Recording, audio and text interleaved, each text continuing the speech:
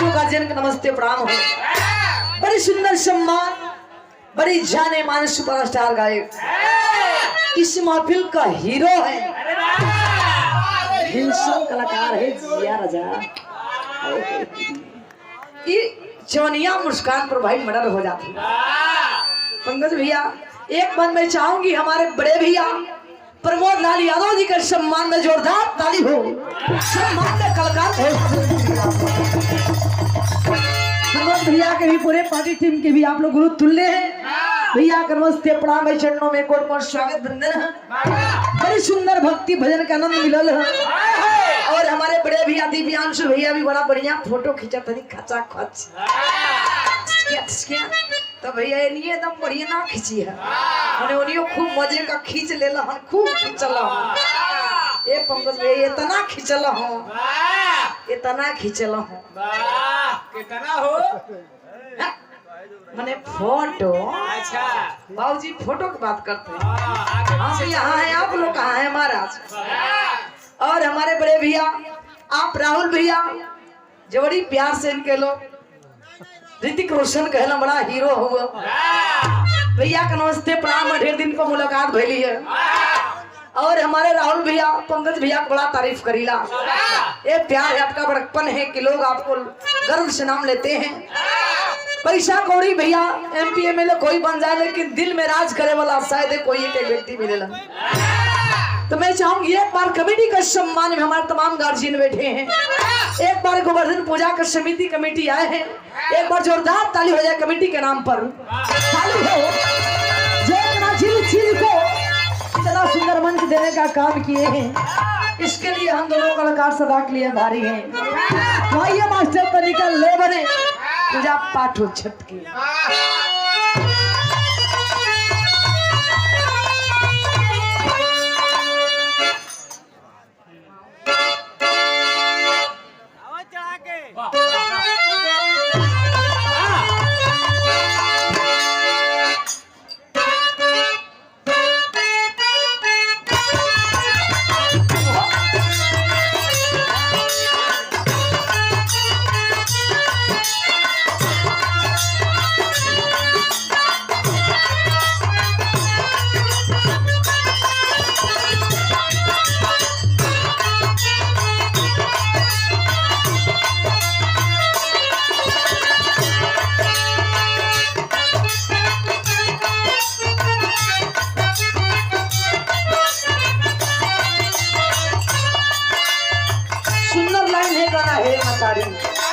जैसे रोज गाइला रोज बजाइला है भैया, भैया लोगों के शक्ति से भैया लोगों को देख के हम कलाकार को ऊर्जा मिलेगी। ये प्यार है कि आप लोग अपने नीचे बैठीला, हम कलाकार को ऊपर बैठाईला। आप लोग जमींदार है बाबू जी, तो कहना है मतारी सबकी नजर हम पे टिकल है कि लक्ष्मी बक्सर बिहार से आई लही का गई है का बजई है कहना बाका।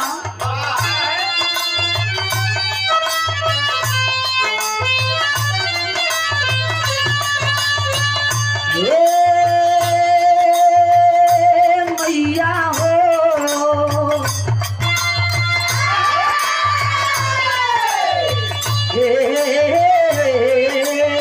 माई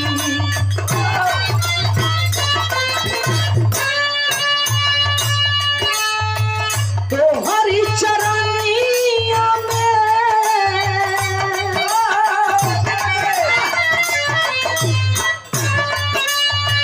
तोहरी चरनिया में लगली लगनिया हमार जननी।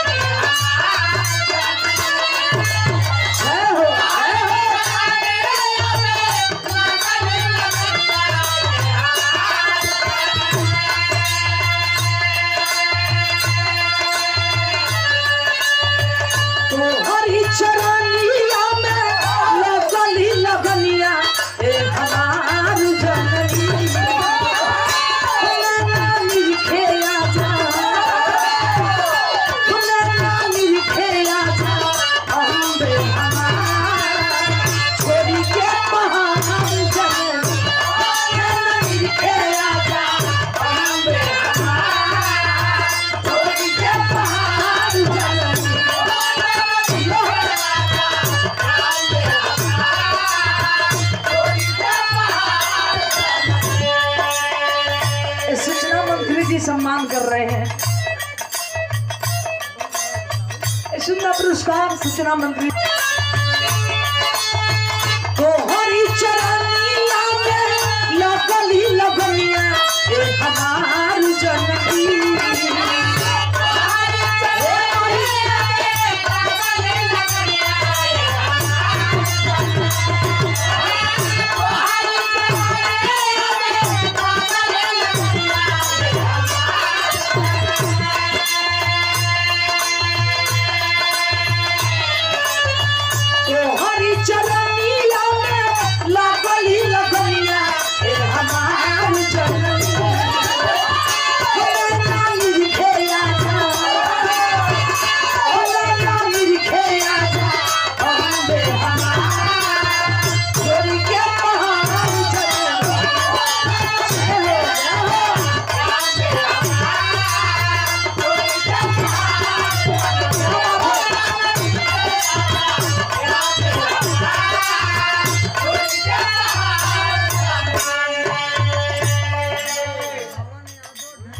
भवन यादव जी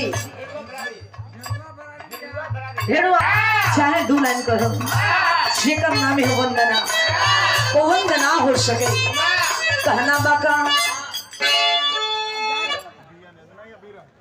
अभी रुकिए भैया आप बड़े भैया बीएन यादव जी हमारे गार्जियन सम्मान किया पथराइल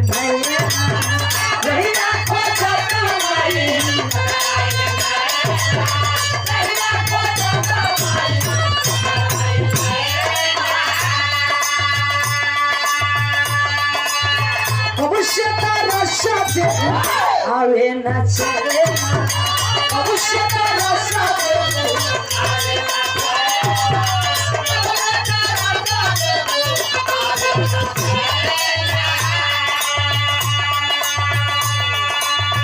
दरुषा देखावा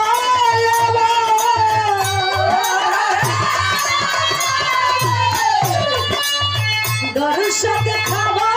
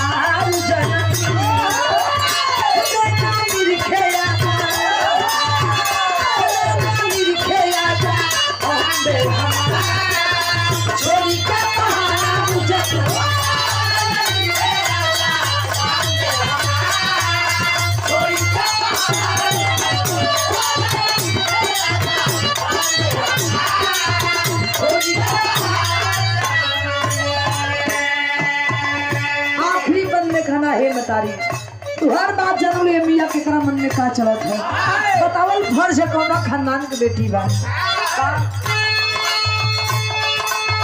सतगुरु स्वामी भोला जी के भगिया हो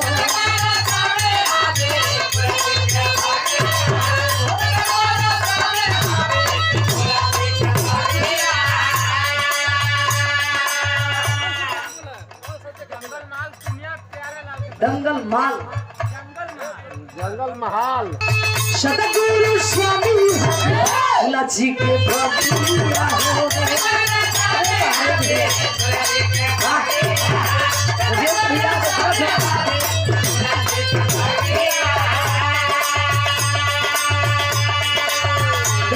गुरु जी परशु अनुरागिया हो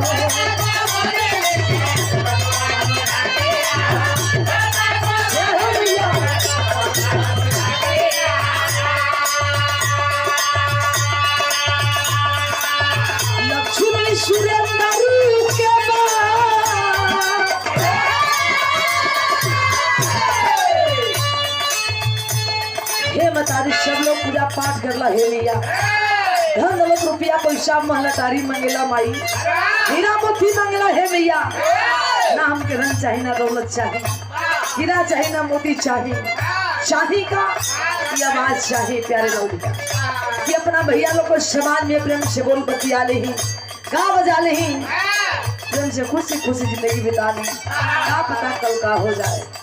हे मतारी इस सब का रही तरह प्यार मिलत रहे हमारा को छुमिया दी तू के बाद